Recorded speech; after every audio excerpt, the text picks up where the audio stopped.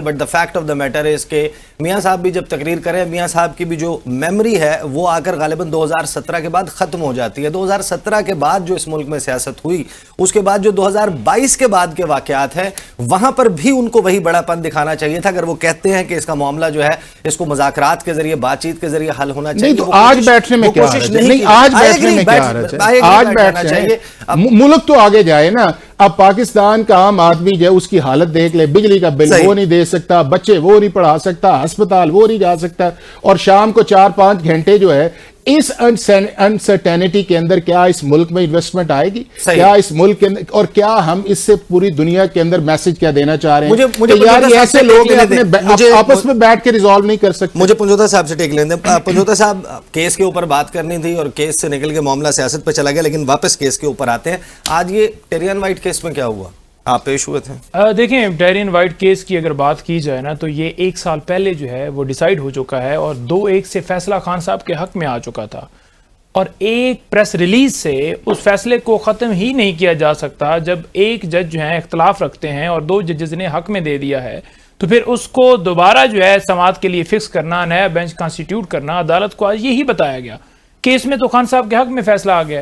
اور دوسرے نمبر پر عدالت میں نے یہ بھی گزارش کی کہ 6 ججز کا لیٹر جو ہے اس میں اس کیس کا ذکر ہے، جہاں پر یہ کیس اس کا ذکر کیا گیا کہ یہاں سے معاملہ شروع ہوا تھا اور مداخلت ایجنسیوں کی طرف سے، ایگزیکٹو کی طرف سے کی گئی، اور یہ معاملات بڑھتے گئے اور فیصلے لینے کے لیے کیسے جج کو اٹھایا گیا، اس کے بیڈ روم کے اندر کیمرے لگائے گئے، یا اس کے بینوئی کو جو ہے وہ جس طرح سے ٹارگٹ کیا گیا، یا ایک جج جو ہیں جیسے ہاسپٹل کے اندر داخل ہو گئے. تو یہ ساری صورتحال اس کیس کا ذکر بھی 6 ججز کے لیٹر کے اندر ہے.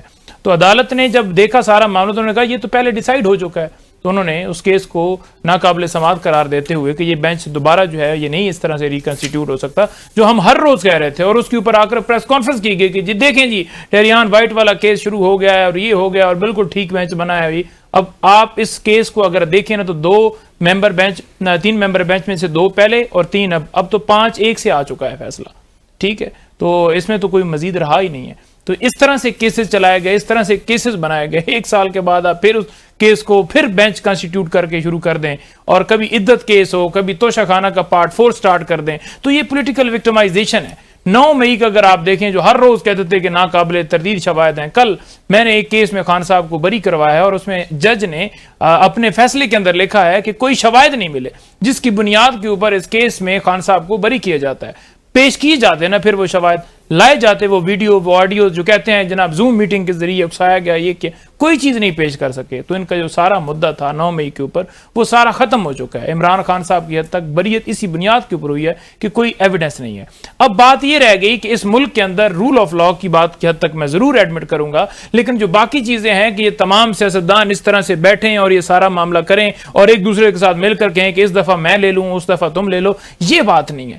میں یہ کہتا ہوں کہ عوام کو ڈیسائیڈ کرنے دیں. عوام مینڈیٹ کو، پنجوتا صاحب میں نے یہ کہا ہے کہ جو آئے اس کے مینڈیٹ کو تسلیم کریں اور اسے کہیں آپ باری لیں اور اس کے بعد آپ آ جائیں. دیکھیں سب سے پہلے ضروری یہ ہے کہ اداروں کو اپنی حدود میں رہنا ہوگا. اگر عدلیہ ہے اس کے اپنے دائرہ اختیار ہے، اگر فوج ہے اس کا اپنا دائرہ اختیار ہے. اگر آپ فارم 45 کے یہ جو کیسز ہیں، جسٹس محسن اختر کیانی صاحب کے ریمارکس ہیں، یا پھر گزشتہ روز جو اسلام آباد کے 3 حلقوں کے حوالے سے طارق محمود جہانگیری صاحب نے جو 28 مئی سے آن ورڈ فارم 45 منگوا لی ہیں، یہ جو اس کے اوپر پریس کانفرنسز ہو رہی ہیں جو حکومت کے تیور ہیں، وہ تو کچھ اور ہے. وہ کہہ رہے ہیں کہ یہ ہوائی فائرنگ ہو رہی ہے اور اس ہوائی فائرنگ میں پھر معاملات ٹھیک نہیں. دیکھیں ہوائی فائرنگ کی بات نہیں ہے، بات یہاں پر یہ ہے معاملہ کہ ججز اگر آپ دیکھیں عدالتوں کے اندر، سپریم کورٹ میں بھی عمران خان صاحب کے حوالے سے اگر آپ دھرنا کیس اٹھائیں تو کسی اور کے اوپر ٹارگٹ کر دیا جائے گا. اگر آپ کوئی اور کیس سن رہے ہوں تو عمران خان کو درمیان میں لے آئیں گے.